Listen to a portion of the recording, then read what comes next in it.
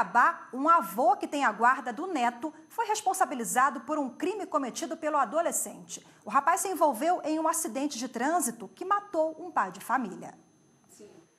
Dos 4 filhos de Ana Cristina, 2 são adolescentes. Ana Carolina, de 18 anos, e Paulo, de 12. A radialista deixou o emprego para cuidar dos filhos. Ela conta que dizer não, principalmente aos adolescentes, é essencial. Tem que falar não, porque se não falar não hoje, amanhã a gente vai colher a consequência. Porque se você der tudo o que ele quer, sem ele saber de onde vem, como o pai soa, rala para poder ter, aí ele vai achar que tudo é fácil, tudo ele pode, e não é assim. Os adolescentes contam que já ficaram chateados com a mãe, mas entendem os puxões de orelha. Querendo ou não, tem que cuidar, né? Se for depender do adolescente, o adolescente vai fazer o que ele quiser da vida dele. Na hora a gente fica muito chateada, né? Ao mesmo tempo, depois a gente aprende, a gente vai crescendo e aprendendo, né? É importante também, porque também é tanto como a preocupação do pai como a da mãe, que se preocupa muito com a gente. Mas nem sempre o adolescente segue as regras determinadas pelos pais. Em Cuiabá, no Mato Grosso, um caso de desobediência do neto levou o avô dele à justiça. O adolescente de 14 anos se envolveu em um crime em que matou um servidor público em novembro do ano passado. O avô do menor foi responsabilizado pelo crime, porque detém a guarda do neto.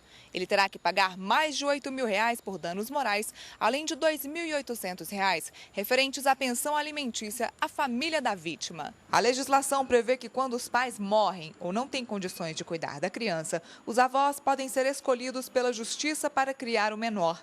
Para esta psicanalista, a falta dos pais nem sempre é motivo para a rebeldia dos jovens, mas pode ser uma forma de demonstrarem a falta que sentem. Para a psicanálise, um pai é uma função que pode ser desempenhada por outros que não sejam os pais biológicos. Essa função, na medida em que as coisas não se dão do jeito que, digamos, na melhor das circunstâncias, obviamente isso afeta, sim, a situação de uma criança. Uma criança precisa de um pai, de uma mãe, de uma sociedade que o acolha, de um lugar. E para falar um pouco mais sobre esse assunto, eu recebo aqui no estúdio a advogada Renata Vilas Boas, que é especialista em direito de família. Boa tarde, obrigada pela participação conosco. Boa tarde. Doutora Renata, eu queria que a senhora esclarecesse, então, o primeiro ponto, aqui no caso concreto que vimos na reportagem, o avô teve, não foi bem um crime, uma responsabilidade civil imputada ao avô, foi isso? Isso, olha, o evento, o atropelamento da pessoa, né, que gerou o falecimento, ele incide duas esferas, na esfera penal e na esfera civil. E nesse caso específico, a gente está trabalhando, analisando uma decisão na esfera civil. Então, foi um ato ilícito praticado, portanto, esse avô estaria respondendo. Agora, quem tem a guarda da criança, né? Pela lei, essa pessoa tem as mesmas responsabilidades que os pais verdadeiros? No momento em que foi deferida a guarda, seja aos avós, aos tios, né, pode ser até uma pessoa que não seja da família. Essa pessoa, então, ele recebendo a guarda judicial, né, pelo trâmite todo certinho, desse menor, criança ou adolescente, ele passa a ser responsável em todas as esferas.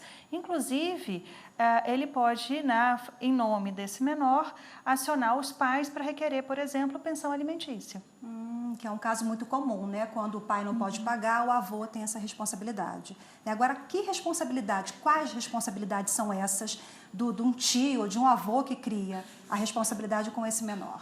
Da mesma forma como se fossem os pais. Então, assim, a parte de educação, a parte de alimentação, a questão de moradia, tudo isso fica a cargo da responsabilidade de quem detém a guarda. Agora, o que a Justiça levou em consideração nesse caso concreto que vimos agora na reportagem para condenar o avô à responsabilidade civil? Ele fez duas análises. A primeira, que o avô é o proprietário do veículo.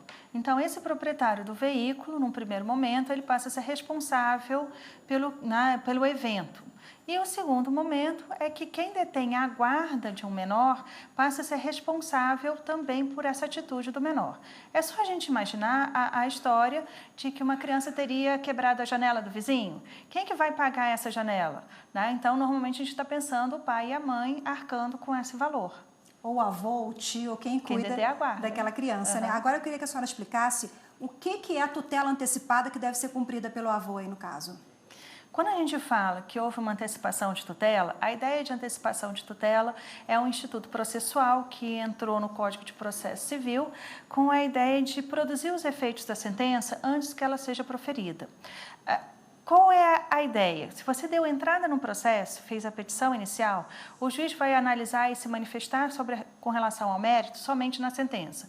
Isso, às vezes, demora 1, 2, 3 anos. O pedido de antecipação de tutela, a gente pode formular tanto na petição inicial como num outro momento, mas qual é a ideia? Ao invés de esperar todo esse processo, esses 2, 3 anos, que o juiz possa, levando em consideração os elementos para a concessão da antecipação de tutela, possa decidir liminarmente, pode decidir, mas no começo do processo.